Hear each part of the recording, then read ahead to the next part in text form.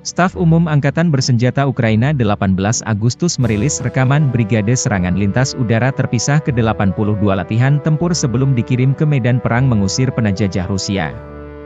Personel direkrut dari kalangan profesional dan dilatih di sini.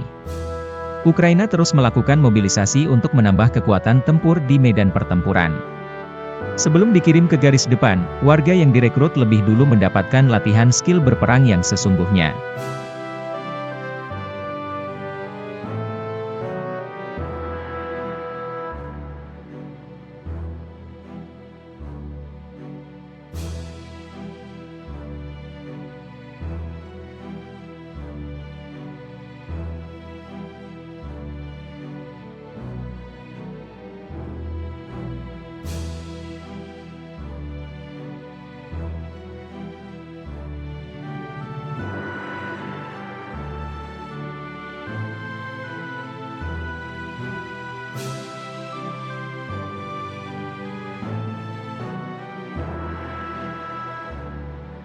Download Tribun X sekarang, menghadirkan lokal menjadi Indonesia.